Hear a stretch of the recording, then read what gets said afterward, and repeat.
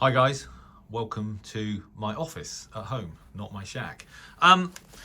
Quick video. So if you're seriously into amateur radio,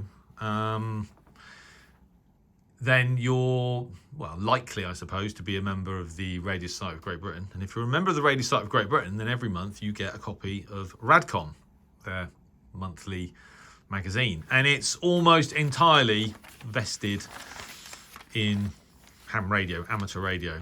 And it's actually a very good magazine. And this is, I guess, this plus Practical Wireless, which now incorporates Radio User magazine, unfortunately. I preferred Radio User when it was a separate publication, obviously. I wrote articles for them, a lot of articles actually, over a period of sort of 2, 3, 4 years. But, you know, these are the two printed publications to support the hobby that come out every month. This one requires you be a member of the RSGB, as I have been for several years. Anyway, this is the February 2025 edition. I was looking at it last night and I came across this and I kind of stopped in my tracks for two reasons, really. One is that this isn't really, well, specific to amateur radio, but then I thought, my goodness, when did I last see a full-page advert in a printed publication advertising world band radios?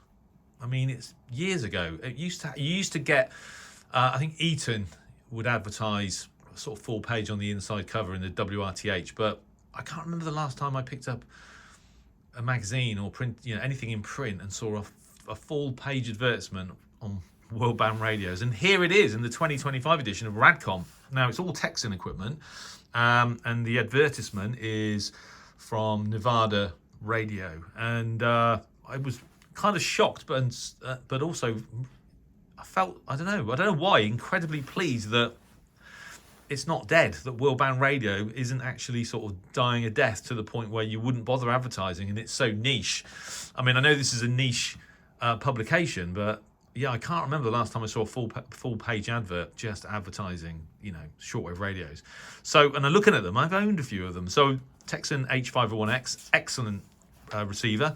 But I've got so many receivers. I actually part exchanged it with my ELAD FDM Duo, my original ELAD, as part of a deal to get my hands on the ICOM ICR 8600, but superb broadcast receiver, and also obviously amateur radio. It does sideband also, but I don't have one anymore. I've never owned the S2000, or as it's now the new version, the S2200X, but I love the kind of retro styling and I've always wanted to own one. So that's in here, 350 quid. So it's actually more expensive. They talk about the H501X as the flagship radio from Tecsun. It's 29995.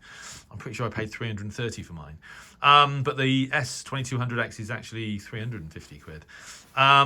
The PL990X I did consider buying for, I don't know, about a second. But I quickly discovered that it's not really any improvement over the PL880, and in some aspects might actually be slightly inferior, £270. The PL330 I have owned. I've got one around here somewhere. The PL310ET, I've also got one around here somewhere. I did a lot of DXing, or excuse me, outdoors with the PL310ET. That's the radio that I famously attached to a sort of 200 metre long barbed wire fence as an antenna, but I caught a lot of DX on that radio. The PL360 is the radio that I purchased back in August 2015 when I got back into the hobby, and that's when I started Oxford Shortwave Log. And the PL368 with the 365 as sort of intermediary sort of design, the 368 with push button sort of frequency direct input and sideband I bought a while ago, and another excellent radio. And I've got one of these around here somewhere, an AN03L Tecsun sort of real antenna. So there you go. So yeah, I was kind of a little bit amazed to see this. I suppose it was a bit of a surprise seeing an advert for World Band Radio in RadCom, which is, as I say, that's the sort of amateur radio magazine, really. Well, it is really. I mean, the Radio Society of Great Britain is really an organisation primarily dedicated to amateur radio, but I guess if you're just a radio enthusiast, there's nothing stopping you being a member. In fact, it would be interesting if any of you out there who weren't licensed as a radio amateur, whether you are still a member of the RSGB, the Radio Society of Great Britain. So that'd be interesting. So there you go. I just thought I'd share that with you because that's like made me feel really sort of warm and comfortable seeing an advertisement for World Band Radios, albeit single brand. So what? You know, Tecsun, I'm glad they're around. Some people don't like them. Some people just don't like them because of where they're manufactured, but I do, and I appreciate the support to shortwave listening that has been provided by Tecsun over many years now. And as you guys know, my PL 880 is my go-to radio when I'm traveling, although that might be about to change. But I was just really pleased to see that, and thought I'd share it with you. So there you go. Anyway, if in any doubt, join the RSGB, and you'll receive a copy of RadCom every month. And it is an interesting read, even if you're not necessarily a radio amateur.